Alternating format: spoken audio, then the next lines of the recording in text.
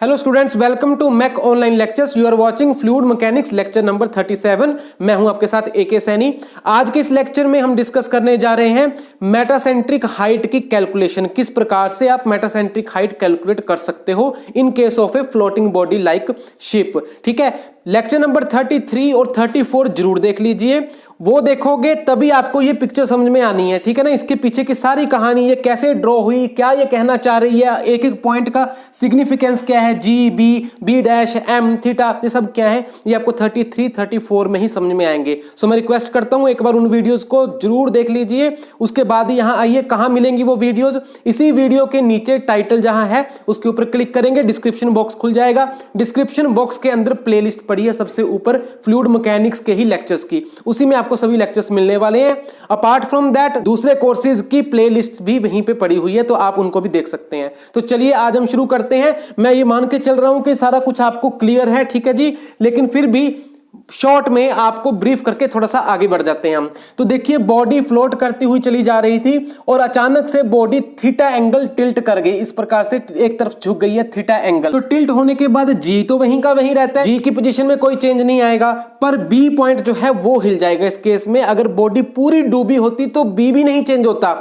Submerge body के case में B change नहीं होगा, मैं पहले एक्सप्लेन कर चुका हूं वीडियोस में, लेकिन यहां पर क्योंकि फ्लोटिंग बॉडी है, इस केस में बी अपनी पोजीशन चेंज कर जाता है। तो मान लो बी अब यहां ना होकर के कहां जाएगा, इधर की तरफ जाएगा, बी डैश हो गया। तो देखो ये हमने एक x dash y dash line बना रखी है ना, तो एक्स डैश वाई डैश के नीचे नीचे बॉडी सारी अब पानी के अंदर है। तो बी पॉइंट क्यों शिफ्ट हुआ इधर की तरफ, क्योंकि अब देखो जो वॉल्यूम डिस्प्लेस हुआ है फ्लूइड का इस एक्सिस के अबाउट वो सिमेट्रिकल नहीं रहा। एक तरफ तो डिस्प्लेस्ड वॉल्यूम इतना है इस एक्सिस के लेफ्ट साइड में, और इस एक्सिस के राइट साइड में डिस्प्लेस्ड वॉल्यूम ये सारा है, तो इधर ज्यादा है, इसलिए मेजॉरिटी जो फ्लूइड डिस्प्लेस्ड है वो इधर ही है। तो सेंटर ऑफ ग्रेविटी भी उसका इधर की तरफ ही होगा। Centre of gravity of the displaced volume of fluid is nothing but the point of buoyancy, यानी कि वो पॉइंट जहां पर से बायोंट फोर्स एक्ट करता है वो क्या है, डिस्प्लेस्ड वॉल्यूम का सेंटर ऑफ ग्रेविटी। तो डिस्प्लेस्ड वॉल्यूम इस तरफ ज्यादा है, इसलिए सेंटर ऑफ ग्रेविटी इधर को शिफ्ट कर गया, जो मैंने पहले समझा रखा है। तो चलिए अब हम देखते हैं analytical way to find metacentric height of this floating body. और मेटासेंट्रिक हाइट क्या है, पॉइंट जी और पॉइंट एम। देखो इन दोनों के बीच की जो दूरी है जी एम, यही मेटासेंट्रिक हाइट कहलाती है। M is the point of metacentre या मेटासेंटर पॉइंट, जी है centre of gravity of whole body. बहुत इंपॉर्टेंट ये चीज है, और जी एम ही डिसाइड करती है stability of the body. If G M is positive तो स्टेबल इक्विलिब्रियम, अगर नेगेटिव तो अनस्टेबल इक्विलिब्रियम, अगर जीरो तो न्यूट्रल इक्विलिब्रियम। ये भी पिछली वीडियोस आप देख लीजिए, उनमें मैंने सब कुछ आपको समझा रखा है। इसके बाद मैं एक न्यूमेरिकल प्रॉब्लम लूंगा इसके ऊपर बेस्ड नेक्स्ट लेक्चर्स में, ठीक है, और उसके बाद एक्सपेरिमेंटल वे भी हम देखेंगे कि मेटासेंट्रिक हाइट कैसे हम फाइंड कर सकते हैं एक्सपेरिमेंटली, ठीक है, तब ये टॉपिक कंप्लीट होगा। तो बने रहिए साथ में। तो चलिए आज की वीडियो शुरू करते हैं। देखो मान लो यहां पर ये जो पॉइंट आपके पास, दिस इज पॉइंट ओ, ठीक है जी। अब ओ एक्स एक्स डैश ये आपको एक ट्रायंगुलर रीजन नजर आ रहा है, और दूसरा ओ वाई और वाई डैश ये भी ट्रायंगुलर रीजन नजर आ रहा है, ठीक है जी। मैंने इसको भी शेड कर दिया और इसको भी मैंने आपको शेड करके दिखा दिया। अब एक्चुअल में ये रिप्रेजेंट क्या कर रहे हैं, जरा आप ध्यान से फोकस करो। ओ एक्स और एक्स डैश टिल्ट होने से पहले ये कहां था एरिया, ये बॉडी का एरिया है ओ एक्स एक्स डैश, लेकिन जब बॉडी टिल्ट नहीं हुई थी, सीधी थी, तब ये कहां पे था, ये फ्लूइड के अंदर था पोर्शन। टिल्ट होने की वजह से ये बाहर चला गया, ठीक है जी। अच्छा, दूसरा ओ वाई और वाई डैश, ये पोर्शन जो अभी आपको फ्लूइड के अंदर नजर आ रहा है डूबा हुआ, जब बॉडी सीधी जा रही थी बिना टिल्ट हुए, तब ये कहां था, ये बाहर था फ्लूइड से। यानी ये फिनोमिना अब अकर हुआ है क्या, कि जब बॉडी टिल्ट हुई तो O y y dash, O y y dash ये वाला एरिया जो पहले बाहर था वो अब फ्लूइड के अंदर है। और अगर ये अब फ्लूइड के अंदर हो गया टिल्ट होने की वजह से, तो यहां एडिशनल बायोंट फोर्स मिल गया ना, क्योंकि जो एरिया फ्लूइड के अंदर है, जो वॉल्यूम फ्लूइड के अंदर है, वहां तो बायोंट फोर्स लगना है। तो इसका मतलब है ये वाला portion O y dash y represent करता है एडिशनल बायोंट फोर्स। देखो एडिशनल बायोंट फोर्स जो मिलने लग गया टिल्ट होने की वजह से, ठीक है जी। और उसको मैंने नाम दिया DFB। कहां पर है ये मैं अभी दिखाता हूं आपको, लेकिन उससे पहले देखो OXX' ये एरिया या वॉल्यूम पहले फ्लूइड के अंदर था, टिल्ट होने की वजह से अब ये बाहर चला गया। तो पहले इसके ऊपर बायोंट फोर्स लग रहा था, लेकिन अब बायोंट फोर्स नहीं लग रहा। तो ये रिप्रेजेंट करता है लॉस इन बायोंट फोर्स। देखो लॉस इन बायोंट फोर्स। अब क्योंकि ये होंगे तो दोनों इक्वल ही इस सेंट्रल एक्सिस के अबाउट, तो अगर ये DFB हमने लिखा है तो उतने ही मैग्नीट्यूड का DFB ये भी बायोंट फोर्स होगा। एक तरफ हमें एडिशनल बायोंट फोर्स मिला है, दूसरी तरफ हमें उतना ही बायोंट फोर्स का लॉस भी हुआ है, ठीक है जी। अब देखते हैं DFB ये कैसे एक्ट कर रहा है। अगर हम इसको यहां पे दिखाना चाहें तो हम कह सकते हैं यहां कहीं इस पॉइंट पे मान लो DFB एक्ट कर रहा है।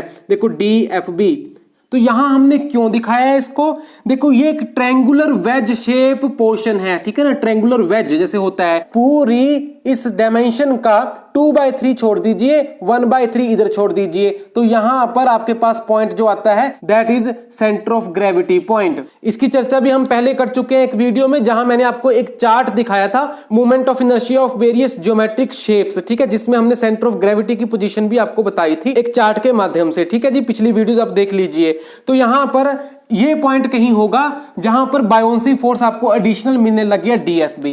अच्छा दूसरी तरफ हम देखें इसका पॉइंट कहां पे हम कोरिलेट कर सकते हैं इसके साथ, जहां पर बायोंट फोर्स का हमें लॉस हुआ। और लॉस को हम कैसे दिखा सकते हैं, हम कह सकते हैं ना कि एक नेगेटिव फोर्स लगना शुरू हो गया, यानी यहां तो DFB नीचे से ऊपर की तरफ लग रहा था, टिल्ट होने की वजह से यहां पर एक फोर्स आया जो ऊपर से नीचे की ओर लगने लग गया। लॉस को आप कैसे दिखाओगे, उसको समझने के लिए हमने उसको दूसरी तरह से एनालाइज किया कि अगर ये नीचे से ऊपर की तरफ है, ठीक है, which is the gain in बायोंट force, तो लॉस इन बायोंट फोर्स क्या होगा, ऊपर से नीचे कोई फोर्स है, ठीक है ना जी। तो यहां पर वैसे ही अगर आप इस टोटल डायमेंशन का 2/3 इधर छोड़ दीजिए, 1/3 इधर छोड़ दीजिए, और यहां आपके पास पॉइंट कहीं आएगा जहां से आप DFB नीचे की तरफ दिखा सकते हो, जो रिप्रेजेंट करेगा लॉस इन बायोंट फोर्स, ठीक है, आ गया ना समझ में। तो यहां से हम नीचे की तरफ DFB दिखा सकते हैं इस तरह से DFB। अच्छा अब देखो मान लो ये टोटल डायमेंशन इस तरफ है स्मॉल b,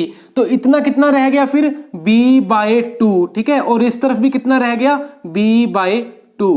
देखिए ओके, अब क्योंकि हमने डिस्कस किया कि DFB एक यहां से फोर्स है जो नीचे से ऊपर लग रहा है, DFB एक ऊपर से नीचे लगने वाला फोर्स भी है, ठीक है। तो दो फोर्सेस हैं इक्वल एंड अपोजिट, तो वो एक कपल जनरेट कर रहे हैं, ठीक है ना, क्योंकि दोनों के लाइन ऑफ एक्शन भी दूर चले गए, अलग अलग चले गए, तो इस कपल का कोई ना कोई मूवमेंट होगा। अब हम वही नोट करते हैं। देखो movement of couple due to DFB वो कितना होगा, फिर वो होगा फोर्स इंटू डिस्टेंस, ठीक है। और फोर्स कितना है DFB, तो यहां पर फोर्स आ गया हमारे पास DFB मल्टीप्लाइड बाय डिस्टेंस। इन दोनों के बीच का डिस्टेंस कितना है, देखो मैंने आपको बताया ये है B/2 टोटल, ठीक है जी, और 1/3 इधर छूट गया, 2/3 यहां रहेगा।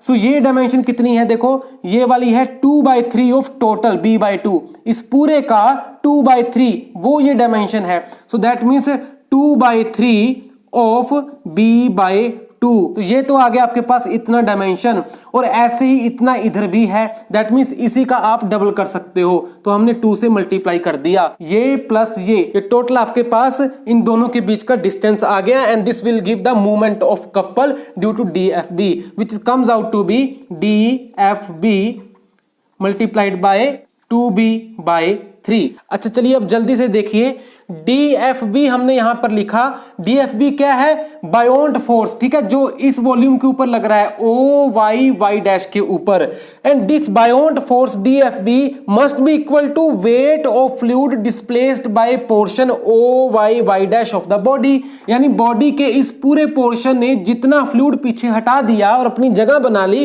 तो उस फ्लूइड को आप वेट कर लीजिए न्यूटन में कितना आया, तो वही न्यूटन में weight total that is equal to DFB। Archimedes principle भी तो यही कहता है ना, जो हमने पिछली वीडियोस में देखा था। ठीक है, तो यहां पर weight of fluid displaced by portion O y y dash of the body कितना होगा?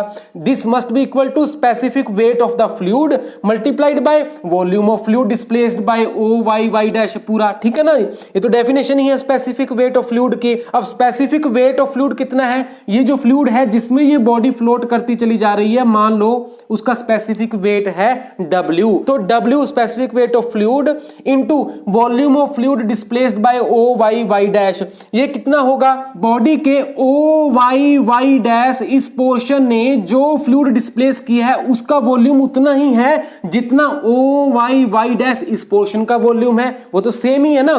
तो यहां पर हमने लिख दिया volume of O y y dash portion of body itself. ठीक है जी।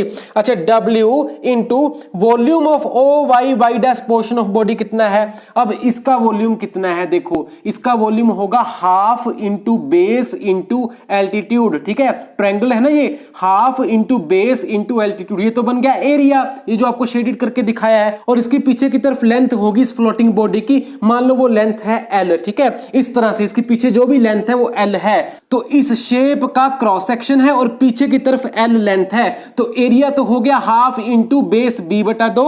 देखो, half into B by 2 into height altitude y y dash wide y dash, और पीछे की तरफ जो इसकी लेंथ है जो कि आपको ऊपर से देखने पर टॉप व्यू में नजर आएगी वो होगी कैपिटल L। ठीक है, so that is capital L मान लीजिए। तो W into half into base B by 2 into y y dash क्या है? अब वाई वाई डैश ये चीज बन जाएगी दिस इंटू ये एंगल, ये वाला एंगल देखिए, this dimension that is B by 2 multiplied by this angle theta. ठीक है जी, ये एंगल थीटा ही है। क्यों? क्योंकि अगर ये एंगल थीटा है तो यहां पर भी ये थीटा बनता है। देखो ध्यान से, ये एक लाइन है, इसके परपेंडिकुलर ये लाइन है, और ये दूसरी लाइन है, इसके परपेंडिकुलर ये लाइन है।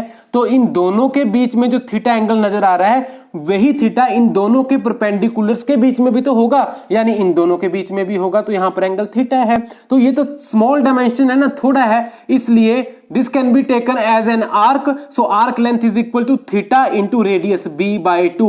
ठीक है, तो अप्रोक्सीमेशन में थीटा इंटू B बाई 2 हमने कर दिया। ठीक है, अदरवाइज ऑल्सो अगर आप y y dash by B by 2 करते हो वो tan थीटा आएगा। For smaller values of theta tan theta is approximately equal to theta. ठीक है, तो यहां पर हमने थीटा ही लिख दिया B बाई 2 इंटू थीटा, और बाकी L आपके पास ऐसे ही आ गया। तो हो गया आपको सारा कुछ क्लियर ये। तो this is equal to therefore W B square by 8 into theta L, तो यही लिख देते हैं into theta into L। So इतना वैल्यू आ गया हमारे पास DFB का, और हम इसको यहां पे सब्स्टिट्यूट कर सकते हैं DFB को, वो आ जाएगा movement of couple due to DFB। तो देखिए यहां पर ये जो वैल्यू हमारे पास आई थी मैंने यहां पे पुट कर दी DFB की value WB square theta L by 8 into 2B by 3। Finally it is equal to WB square theta L by, देखिए ये बन गया 12, राइट, और यहां पर आपके पास एक B यहां भी था, तो this is ultimately B cube. So इतना आपके पास आ रहा है movement of couple due to DFB। अब मैं इसको यहां पर लिख देता हूं और बाकी सारा कुछ रब कर देता हूं, फिर आगे चलते हैं। ये हमने यहां पर लिख दिया WB cube theta L by 12। अब हमारे पास FB यहां पे एक फोर्स आ रहा है, बायोन्ट फोर्स, जो कि B डैश से एक्चुअली अब एक्ट कर रहा है। ठीक है ना, तो इसकी वजह से भी एक मूवमेंट आपको शो हो रहा है, वो कौन सा? FB into this distance BB dash. देखो, और जैसे जैसे टिल्ट बढ़ता चला जाएगा ये डिस्टेंस और बढ़ती चली जाएगी, क्योंकि B डैश भी उधर की तरफ शिफ्ट करता चला जाएगा, है ना। तो मूवमेंट ड्यू टू FB ये कितना हो जाएगा फिर? FB into BB dash. देखो BB dash, and what is BB dash? BB dash is equal to, again in approximation अगर हम देखें तो ये भी एक आर्क की तरह आप ले सकते हो। सो दिस BM यहां से लेकर यहां तक BM into theta, BM into theta. So इसको हम अप्रोक्सीमेशन में ले सकते हैं BB डैश के इक्वल। ठीक है, for smaller values of theta. ठीक है जी। अच्छा, FB क्या है? पूरी बॉडी के ऊपर लगने वाला buoyancy force. So this is equal to, buoyant force is equal to weight of fluid displaced by whole body. पूरी बॉडी ने कितना फ्लूइड डिस्प्लेस किया वो आएगा specific weight W of the fluid into volume of fluid displaced. तो पूरी body ने जितना भी वॉल्यूम डिस्प्लेस कर रखा है इसके नीचे नीचे वाला volume displaced by the body, ठीक है, वो है मान लो वी, ठीक है, क्या लिखे उसको वी डैश कर देते हैं, सपोज वी डैश। तो वी डैश क्या है, volume of fluid displaced by the whole body या volume of the body which is under fluid, ठीक है, which is submerged in the fluid, उतना पोर्शन। सो ये आ गया F B multiplied with B M into theta. देखो इस प्रकार से हमारे पास दो मूवमेंट अब आ चुके हैं, एक तो ये वाला मूवमेंट है और एक ये वाला मूवमेंट है, ठीक है जी। अब देखो जैसे जैसे बॉडी टिल्ट होती है तो क्या हो रहा है, एक तो एफ बी की वजह से मूवमेंट है, डी एफ बी की वजह से मूवमेंट है, और दोनों ही उसी प्रोपोर्शन में बढ़ते चले जा रहे हैं, ठीक है ना जी। अगर टिल्ट ज्यादा बढ़ेगा तो ये वाला मूवमेंट भी बढ़ता चला जाएगा और डी एफ बी वाला मूवमेंट भी बढ़ता चला जाएगा। तो एक ही चीज को देखने के दो नजरिए हैं आपके पास, या तो एफ बी की नजर से देख लीजिए मूवमेंट या डी एफ बी के पॉइंट ऑफ व्यू से देख लीजिए मूवमेंट, बात एक ही है। कहने का मतलब होंगे तो दोनों बराबर ही, ठीक है ना, दोनों को हम इक्वेट कर सकते हैं। तो हमने दोनों को इक्वेट कर दिया, W B cube theta L by 12 is equal to W B dash B M theta. तो यहां से थीटा और थीटा दोनों तरफ था, खत्म हो गया, डब्ल्यू डब्ल्यू भी चला गया, B cube L by 12 is equal to V dash into B M, इतना बच रहा है, which gives B M is equal to B cube L by 12 into V dash. देखो यहां तक ठीक है। अच्छा अब देखो इस बॉडी का टॉप व्यू अगर आप देखोगे ऊपर से कुछ ऐसा ही आपको नजर आएगा ना, यानी ये वाली आपको लेंथ नजर आएगी जिसको हमने एल बोला है। देखिए इस तरह से टॉप से देखोगे तो पीछे की तरफ जो भी है वो लेंथ है, और ये वाली जो डायमेंशन है वो यहां आपको नजर आ रही है बी। स्पेस की कमी की वजह से मैंने छोटा व्यू दिखाया, बट आएगा तो ऐसा ही ना। अच्छा ये एक एक्सिस होगा, ये वाला एक्सिस नहीं है, वो ये वाला एक्सिस है, ठीक है, बीचों बीच, तो ये वाला एक्सिस मैंने दिखाया। अच्छा इस सेक्शन का आप मोमेंट ऑफ इनर्शिया जरा देखो अबाउट दिस एक्सिस, ठीक है जी। इस एक्सिस के अबाउट अगर आप इसका मोमेंट ऑफ इनर्शिया देखोगे, टॉप व्यू का ध्यान दीजिए, यहां कंफ्यूजन बहुत बड़ी है। इसका moment of inertia about this axis नहीं, इसको टॉप से देखो कुछ इस तरह से दिखेगा, फिर इस एक्सिस के अबाउट इसका मोमेंट ऑफ इनर्शिया कितना होगा, इस एक्सिस के पैरेलल वाली डायमेंशन कितनी है, वो दूसरी डायमेंशन का क्यूबिक उसका थर्ड पावर बाय 12, ठीक है ना। ये भी उसी वीडियो मैंने आपको समझाया था जहां मैंने आपको चार्ट दिखाया था पहले।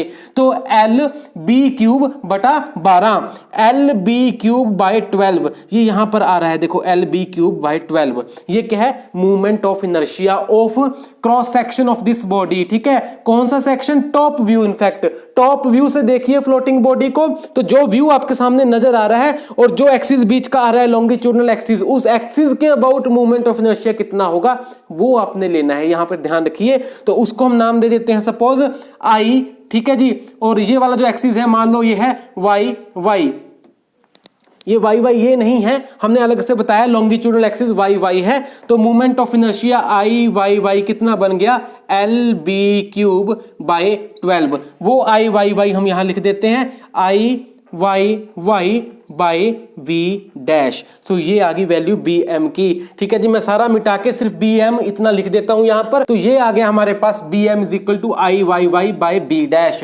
बी एम, ठीक है जी। अब जी एम कितना होगा, देखो G M, therefore G M is equal to, देखो यहां से G M is equal to B M minus B G, B M minus B G, B ji.